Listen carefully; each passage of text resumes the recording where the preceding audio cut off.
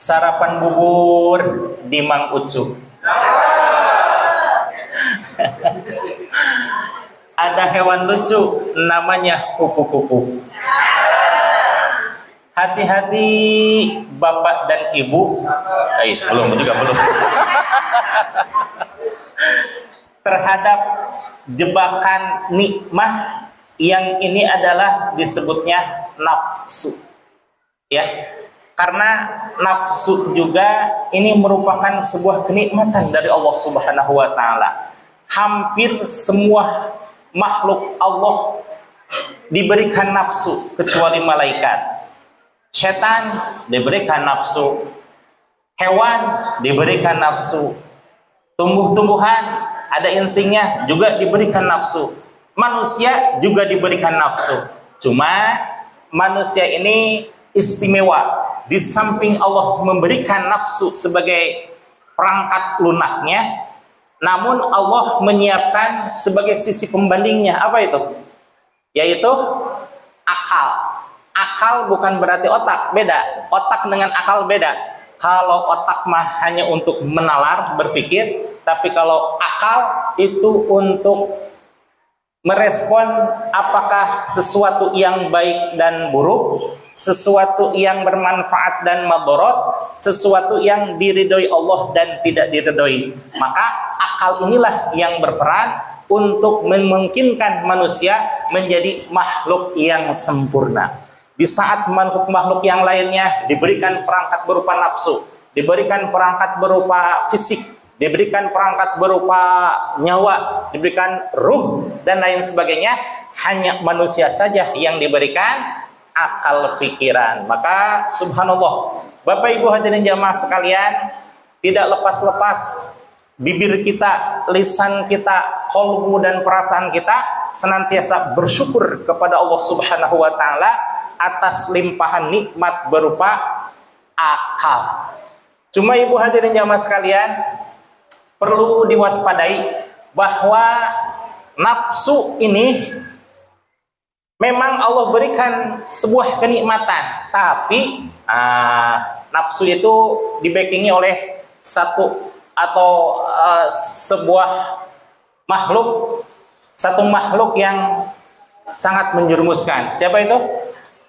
Setan la'natullah. Sudah mah nafsu ini la innan nafsa la amaratun bisu, selalu mengajak mendorong kepada kejahatan, digoda lagi oleh setan atau tambah-tambah gitu ya. Kalau bagi saya mah jangankan digoda setan, sudah nafsu aja udah ngejungkel ya. Apalagi ditambah dengan godaan setan, masya Allah ya. Maka betapa saya sangat memerlukan sebuah lingkungan yang kondusif, sebuah lingkungan yang selalu mengajak kepada Allah Subhanahu wa taala dan Rasulnya, sebuah upaya untuk selalu mendapatkan bimbingan, dan juga qalbu ini senantiasa berupaya dan berusaha untuk selalu berada di dalam ketaatannya. Namun kita kan menyadari ya bahwa manusia itu apa katanya? Al-insan titik-titik di bawah ini. Wah, subhanallah, luar biasa, 100 buat Ibu. Al-insan mahalul khata' wan nisyan. Manusia itu adalah tempatnya salah dan lupa. Salah dan lupa. Dikit-dikit lupa, dikit-dikit lupa. Kalau kebanyakan lupa, namun ya itulah Allah menciptakan berbagai makhluk, diantaranya setan dan juga malaikat, di tengah-tengahnya itu adalah manusia. Kalau setan selalu berbuat buruk, karena keimanan setan la yazidu wa yanqusu, tidak pernah bertambah tapi senantiasa berkurang aja. Dari mulai tahun Nabi Adam, walau alam apa itu tahun jebot atau pada tahun sebelum POC itu ya. Pokoknya zaman Nabi Adam alaihissalam gitu ya. Bahkan menurut khabar yang mu'tabar bahwa Nabi Adam alaihissalam itu diciptakan setelah setan yang asalnya bernama Azazil diciptakan 6.000 tahun yang lalu. Subhanallah. Berarti udah tua banget apa banget itu ya? Banget ya. Nah, bahwa setan selalu berbuat salah karena memang la yazidu wa yanqusu. Dari mulai diciptakan oleh Allah Subhanahu wa taala, apalagi ketika Nabi Adam diciptakan, kemudian berbuat salahlah sisi setan la'natullah, akhirnya yazidu la yanqusu, la yazidu wa yanqusu, tidak pernah bertambah tapi berkurang sampai tahun 25. Kira-kira minusnya tahun berapa itu? Selalu minus lah gitu ya. Sementara malaikat itu stagnan di situ, la yazidu wa la yanqusu, tidak pernah bertambah dan juga tidak pernah berkurang. Begitu aja ya. Kalau sekali taat dan memang karena perangkat lunak yang diciptakan oleh Allah berupa siap untuk melaksanakan ketaatan, taat aja selamanya. Berbeda ibu, ada manusia namun jenisnya bermacam-macam. Secara garis besar manusia pada umumnya kita gitu ya, yazidu wa yanqusu, kadang bertambah, kadang berkurang. Ketika ada di majelis ta'lim, majelis zikir, bertambah itu kenikmanan. Ketika melenghoy, berkurang. Tapi melenghoynya jangan sampai melenghoy amat ya. Ya minimal melenghoynya tidak hadir di majelis ta'lim gitu ya. Jangan hadir ke majelis munkarat, jangan. Nah, ada lagi manusia yang istimewa, apa itu?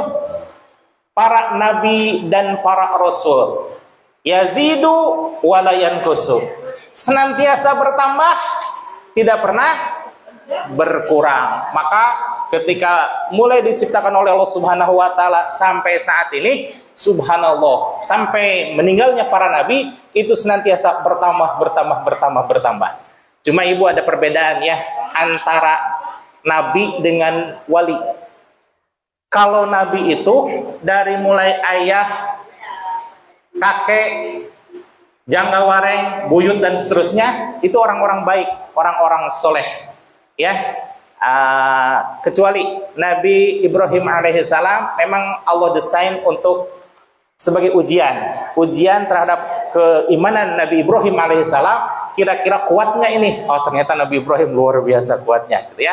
Kalau nabi-nabi semuanya, hampir semuanya itu adalah orang-orang soleh. Berbeda dengan wali. Wali salah satunya, mohon maaf, mohon izin, Sayyidina Umar Ibnul Khattab.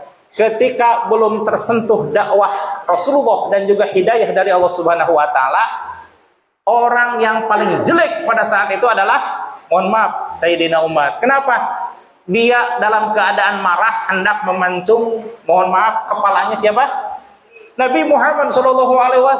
Otomatis orang yang marah gimana sih ya? Udah mau wajahnya serem, merah wajahnya, kekar, kemudian menghunus pedang yang tajam untuk membunuh Nabi Muhammad SAW. Di pertengahan jalan, nah kemana wahai Umar, katanya? Saya mau memenggal kepalanya Rasulullah SAW, katanya. Jangankan jauh-jauh tuh Umar, tuh lihat adikmu Fatimah bintal Khattab sudah masuk Islam. Apa katanya? Langsung belok arah kepada rumah adiknya. Namun di saat itu subhanallah terdengar lantunan ayat suci Al-Quran ketika dibaca oleh adiknya Fatimah binti Khattab, innani anallah la ilaha illa ana fa'budni wa aqimis shalah. Tiada Tuhan selain aku, kata Allah Subhanahu wa taala. Fa'budni wa aqimis shalah, maka beribadahlah engkau sekalian dan salatlah untuk mengingatku. Ketika mendengar kalimat tersebut, Sayyidina Umar menggigil semenggigil-gigilnya. Bergetar. Belum pernah merasakan getaran seperti itu, sampai akhirnya mau melihat lembaran tersebut. Kata Siti Fatimah, enggak, ini hanya untuk orang-orang yang suci. Nah itu seumur hidup Sayyidina Umar baru dibentak kali itu tuh.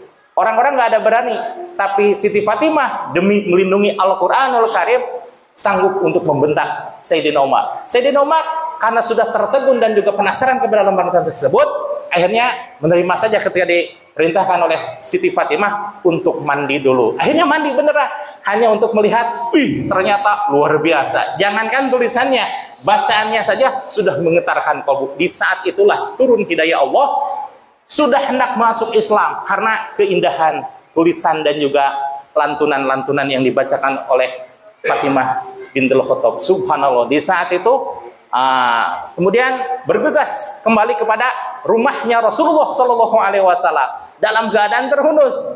Apa maksudnya? Mengamankan Rasulullah Shallallahu Alaihi Wasallam, barangkali ada bahaya. Namun ternyata Subhanallah, begitu sampai di rumahnya Rasulullah Shallallahu Alaihi Wasallam, para sahabat hendak mengamankan Rasul dengan mencabut pedangnya. Kata Rasul, diam dulu sejenak. Kemudian Rasul Sayyidina Umar bersimpuh di hadapan Rasulullah Shallallahu Alaihi Wasallam, mengucapkan dua kalimat syahadat, asyhadu alla ilaha illallah wa asyhadu anna Muhammadar Rasulullah. Subhanallah, di saat itulah Sayyidina Umar berbalik dari asalnya terburuk menjadi yang terbaik. Terburuk karena memang beliau memusuhi Allah dan Rasulnya, terbaik karena memang tidak ada sesuatu yang paling dicintai kecuali Allah dan Rasulnya. Itu Ibu ya. Jadi kalau para nabi itu semuanya baik, tapi para rasul, para wali tidak semuanya baik, bahkan ada sebagian yang daur ulang. Mohon maaf, ini kalimat daur ulang untuk menandakan betapa seorang wali itu yang asalnya bisa buruk bisa menjadi berubah sangat baik. Apalagi kita gitu ya, yang memang asalnya sudah pecinta ilmu dan pecinta majelis zikir, insya Allah bisa menjadi orang-orang yang baik. Alhamdulillah. Saya akan kembali. Bapak Ibu hadirin jemaah sekalian, kenapa di awal kita membicarakan pantun berupa nafsu? Memang karena di dalam hikmah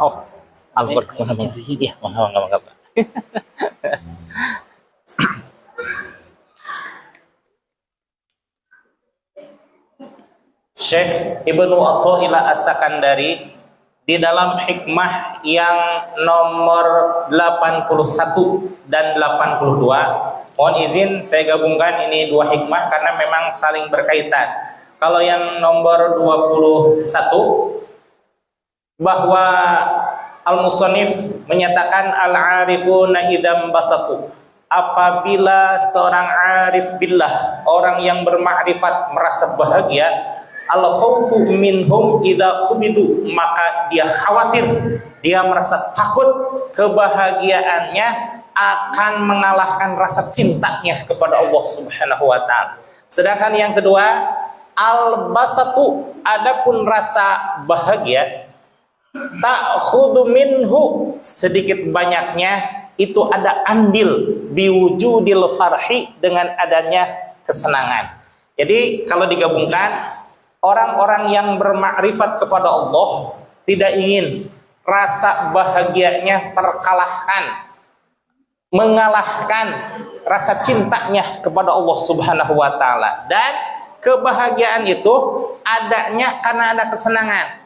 Kalau senang, suasana yang pendek Ibu ya, misalkan di sini senang, di sana senang, di mana-mana hatiku senang.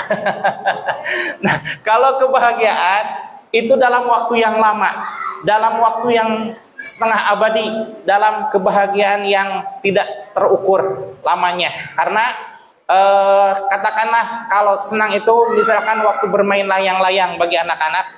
Kalau bagi ibu mah ketika mau menjelang tanggal muda, senangnya luar biasa.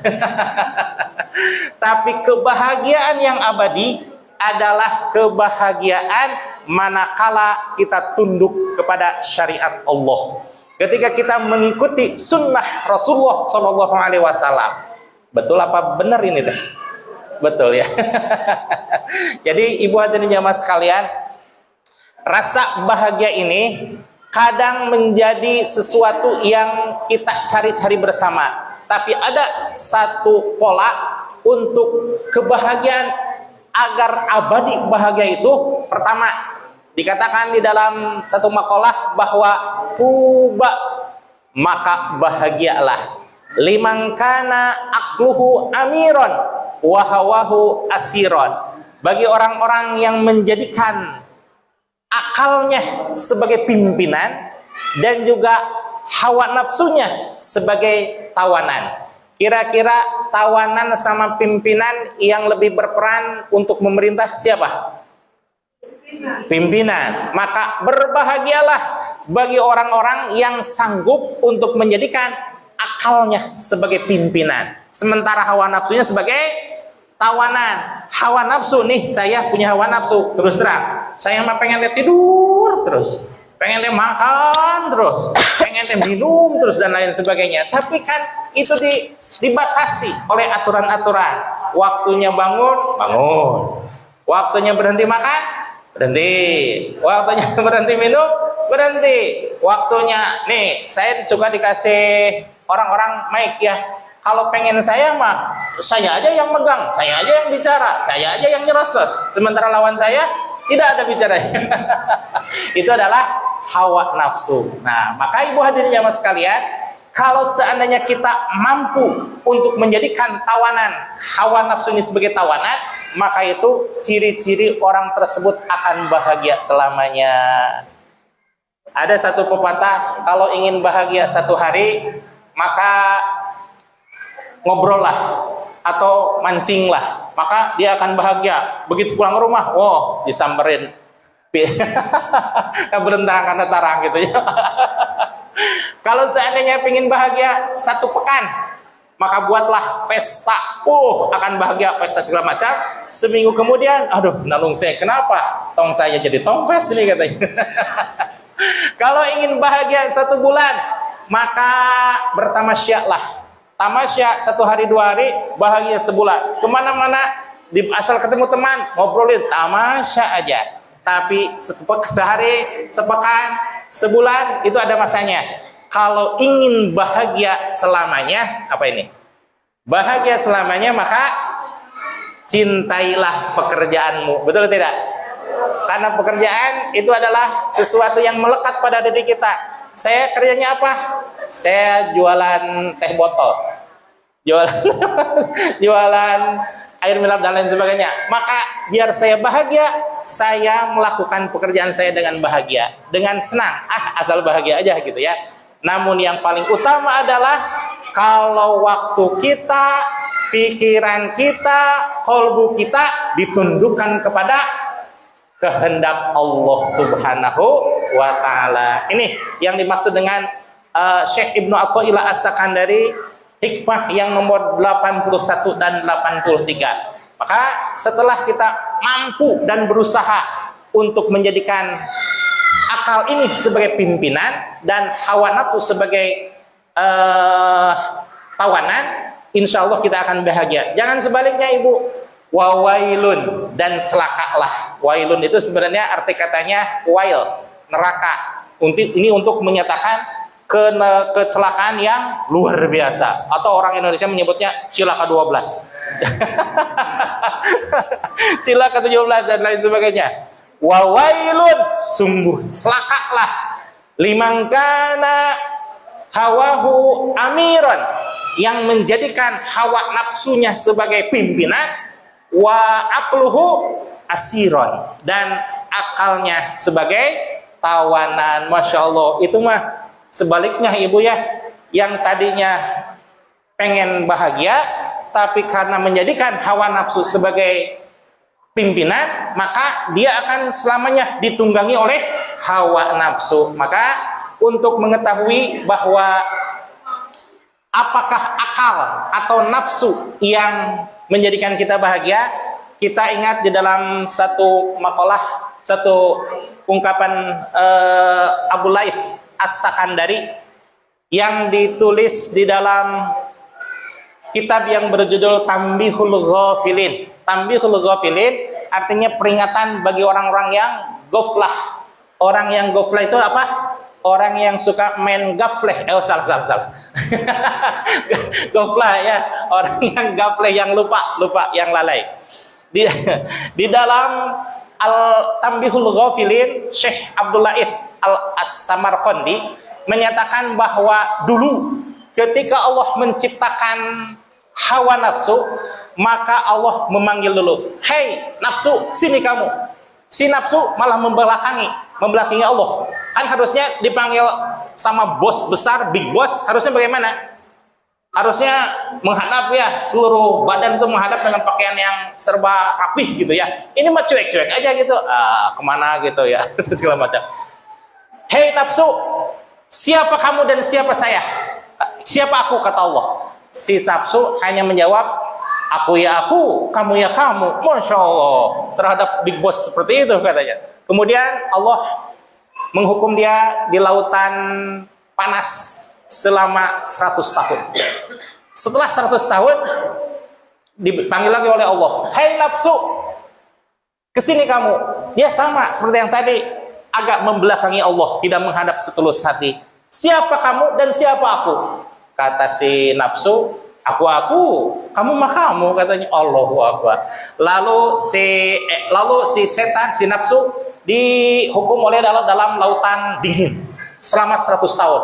Baliknya sama seperti itu. Barulah yang ketiga kali Allah memanggil si nafsu setelah dihukum ke dalam lautan lapar. Lautan lapar selama berapa lama? 100 tahun. Setelah 100 tahun barulah si nafsu menghadap kepada Allah Subhanahu wa taala dengan penuh ketundukan.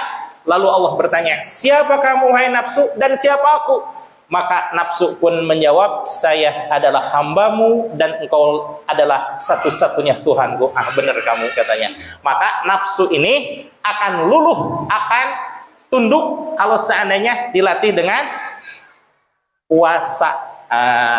Alhamdulillah di kita dalam sebulan selama 1 tahun itu ada puasa Ramadan yang merupakan puasa terbaik, yang merupakan pahala yang tertinggi, yang merupakan pengabdian yang tertinggi kepada Allah Subhanahu wa taala. Salah satu di antaranya untuk menundukkan hawa nafsu. Kemudian setiap akal di samping menciptakan akal, kata Syekh Abdul Latif As-Samarqandi, Allah pun menciptakan akal. Ketika akal menghadap kepada Allah Subhanahu wa taala, "Wahai akal, sebutkan olehmu siapakah aku dan siapa kamu?" Si akal menjawab, "Aku adalah hambamu dan engkau adalah Tuhanku satu-satunya." Masya Allah, betul. Maka disitulah Rasulullah SAW menyatakan, "Tuba liman kana akluhu amiron wahawahu asiron." Berbahagialah bagi orang yang menjadikan akalnya sebagai pimpinan dan hawa nafsunya sebagai tawanan. Wa wailun liman kana aqluhu asiron wa hawahu amiron. Dan celakalah bagi orang yang menjadikan hawa nafsunya sebagai pimpinan dan juga akalnya sebagai tawanan, ya. Maka insya Allah semuanya akan terbebas dari godaan hawa nafsu, yang memang nafsu itu adalah sesuatu yang baik pada dasarnya. Sesuatu yang itu adalah perangkat yang diberikan oleh Allah Subhanahu wa taala untuk melanjutkan keturunan. Bagaimana kalau seandainya tidak ada nafsu? Itu kurang sempurna. Bagaimana contohnya? Ada yang mukul, ceplak, satu pipi kanan, nih satu lagi. Baik tidak? Tidak. Kemudian ada penjajah datang ke Indonesia beberapa tahun yang lalu, misalkan mengeruk harta kekayaan, mengeruk segala sumber daya alam, mengeruk segala sumber daya manusia juga dialihkan ke negaranya. Maka dikira-kira kalau orang yang memiliki akal itu akan berontak atau akan mempersilahkan? Berontak. Lihat di zaman Rasulullah SAW. Rasulullah SAW berperang sampai 64 kali. Berapa, Bu? 64 kali. Bukan berarti Rasulullah bengis, bukan. Itu menandakan bahwa Rasulullah SAW mempertahankan haknya. Di dalam fikih, di dalam Fathul Mu'in dikatakan, Ibu, ketika kita lagi safar misalkan ya, urusan fikih, saya belok dulu ke fikih nih. Ketika sholat, Allahu Akbar, di samping kita ada tas nih. tas kita ada yang mau merogoh dan maling. Kira-kira ibu gimana? Kalian kaitannya dengan kebahagiaan yang berasal dari menjadikannya akal kita sebagai pimpinan dan hawa nafsu sebagai tawanan. Saya teringat waktu saya mondok di Darut Tauhid Kiai Haji Abdullah Gimnastiar tahun 1994 waktu sanawiyah kelas 2 ya. Di akhir kilatan beliau menghadirkan pembicara yang unik, bukan kalangan ustadz, bukan kalangan profesor, tapi siapa? Mantan pencuri mobil. Dia paparkan segala macamnya. Akhirnya pas di akhir session Kiai AAG bertanya, adik-adik, sahabat-sahabat, tahu nggak maksud apa ini semuanya? Katanya nggak tahu. Ini semuanya untuk mengetahui bagaimana tata cara untuk menjadi seorang pencuri mobil, maka kita supaya terhindar dari kecurian mobil, bahkan pelaku pencurian itu sendiri. Dan pada beberapa tahun yang lalu saya pun diajari oleh seorang morfinis, kurus, kering, cungkring, mata belotot dan sebagainya gitu ya. Sampai saya alhamdulillah ke Malaysia, Kedah, sampai 8 bulan di sana mempelajari orang yang terkena morfinis, sampai alhamdulillah sebanyak 8.400 dari Malaysia yang sembuh dengan metode yang diadopsi dari Tasikmalaya ya, alhamdulillah. Nah, tadi kaitannya dengan hati, bahwa untuk menjadikan hawa nafsu sebagai tawanan, apa yang harus dipelajari? Di antaranya nafsu itu sendiri. Kalau secara umum nafsu itu ada tingkat-tingkatan, Ibu. Ada berapa katanya? 3. Yang pertama nafsu ammaroh. Inna nafsa la ammaratun bisu. Bahwa nafsu ammaroh itu selalu mendorong dan mengajak kepada perbuatan yang buruk. Yang pertengahan itu nafsu lawamah. Nafsu lawamah adalah nafsu yang orang setelah melakukan kesalahan sadar bahwa itu kesalahan, tapi ada lagi, tapi masih ada kesadaran. Yang ketiga apa? Nafsu mutmainnah, nafsu yang tenang, nafsu yang damai, nafsu yang dikendalikan oleh Allah Subhanahu wa taala untuk berbuat kebaikan. Tapi sesungguhnya kalau ingin lebih dalam lagi, sesungguhnya nafsu itu ada 7 tingkatan. Ada berapa, Bu? Pertama nafsu amarah yang tadi sudah disampaikan. Yang kedua nafsu lawamah. Yang ketiga nafsu beda lagi sekarang, mulhimah. Mulhimah itu apa? Nafsu yang sudah mendapatkan ilham tapi masih ada untuk rasa berbuat salah. Ilham lagi, ada lagi, tidak ada lagi, seperti itu ya. Itu nafsu yang tingkatan ketiga. Nafsu yang tingkatan keempat, nafsu yang barusan, nafsu apa? Mutmainnah, nafsu yang tenang, nafsu yang damai, nafsu yang lebih menitik beratkan kepada tuntunan Allah Subhanahu wa taala. Nah, ini yang lebih tinggi lagi.